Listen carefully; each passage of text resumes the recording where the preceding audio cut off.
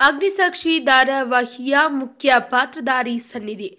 ಇನ್ನು ಸನ್ನಿಧಿಯ ಮುದ್ದು ತಂಗಿ ತನು ಇತ್ತೀಚೆಗೆ ಬದಲಾಗಿರೋದನ್ನ ನೀವೆಲ್ಲ ನೋಡಿದ್ದೀರಾ.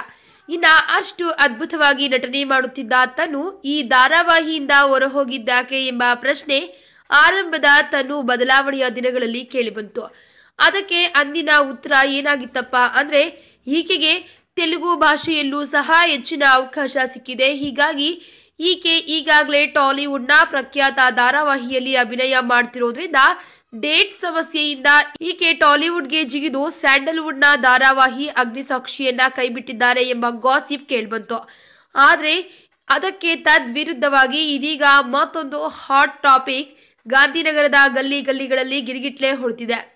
ಅದೇನಪ್ಪ ಅಂದ್ರೆ, ಅಗ್ನಿಸಾಕ್ಷಿ ಧಾರಾವಾಹಿಯಲ್ಲಿ ತನು ಅಭಿನಯಿಸದೇ ಇದ್ದು ಇದೀಗ ತನು ಪಾತ್ರಕ್ಕಾಗಿ ಹೊಸ ವ್ಯಕ್ತಿ ಬಂದಿರೋದಕ್ಕೆ ಒಂದು ಲೇಟೆಸ್ಟ್ ಸುದ್ದಿ ಬಂದಿದೆ.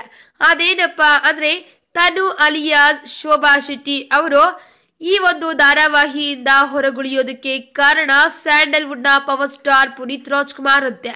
ಅದೇಗಪ್ಪ ಸಾಧ್ಯ ಅಂತ ಕೇಳಿದ್ರೆ ಉತ್ತರ ನಮ್ಮ ಬಳಿ ಇದೆ, ಹೇಳ್ತೀವಿ ಕೇಳಿ. ಅಂಜನಿ ಪುತ್ರ ಶೂಟಿಂಗ್ ನಲ್ಲಿ ಇದೀಗ ತನು ಅಲಿಯಾಸ್ ಶೋಭಾ ಶೆಟ್ಟಿ ಪಾಲ್ಗೊಂಡಿದ್ದಾರೆ.